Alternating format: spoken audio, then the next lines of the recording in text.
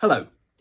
This is not going to be one of my normal video diaries, which is telling you about the process of writing this symphony, where I'm at, struggles I'm having, all of that good stuff. It's a bit of an aside, but a very important aside.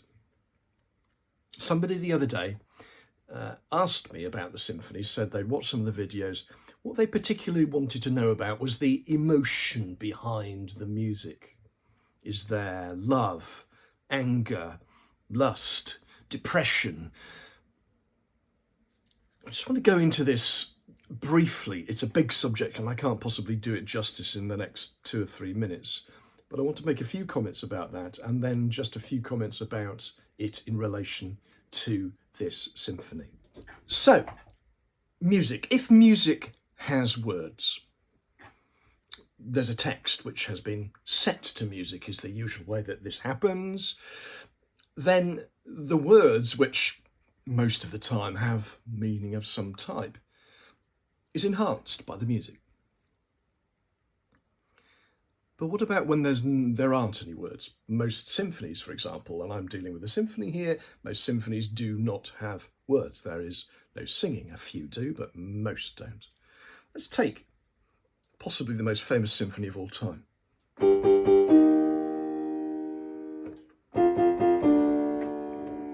The opening to Beethoven's Symphony No. 5 in C minor. What's the meaning of those notes?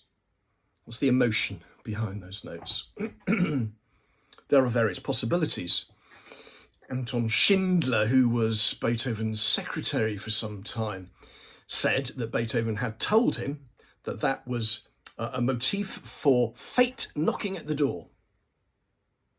Schindler, unfortunately, has been shown to be very unreliable as a witness in terms of detailed information, so one takes that with a pinch of salt.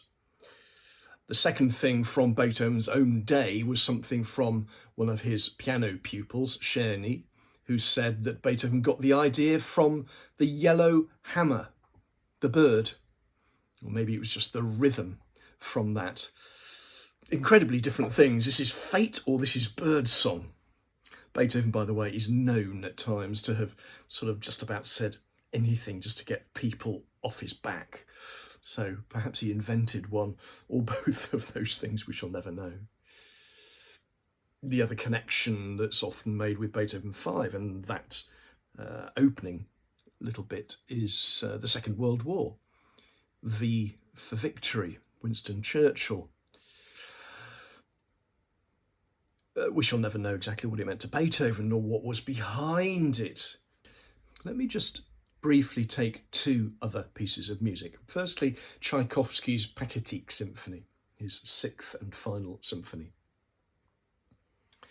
I'm conducting the piece at the moment and I'm struck again by the incredible waves of passion that that piece contains. 2 questions come to mind.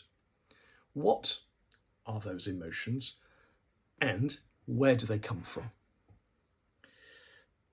The second question, I think, is a really tricky one. People have attributed the emotions within that symphony to things within Tchaikovsky's life. Events, feelings. I think unless Tchaikovsky himself had said, this bit is due to this event, this bit is due to this feeling, unless he had done that, it's an exceptionally difficult process to go through. However, the first question, I think, is exceptionally relevant and possible to get some answers for. What are the emotions here? Now, whatever the last movement of the Pathetique Symphony is about, it's not about a jolly time at the fairground. Okay, so we can narrow things down, and I think we can narrow things down quite a lot. I'm not going to do that, it's not my purpose.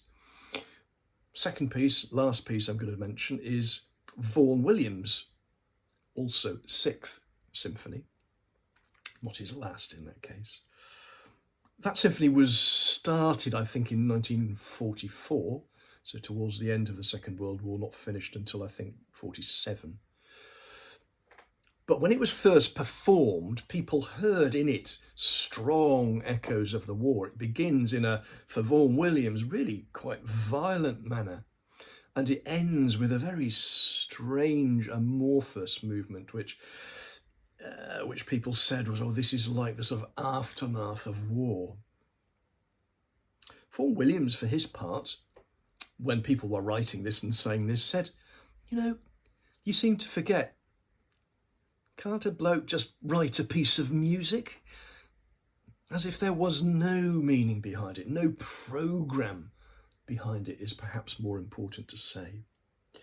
When we talk about music having a programme, we talk about music, you know, explaining all sorts of things. I read a blog, somebody talking about how to write a symphony, and they said the first thing they did was write essentially a story. And it was to do with their life, events that had happened in their life, and that was what they wanted to reflect in their music. So in that case, the composer himself was tying certain things in the music to certain events during his life.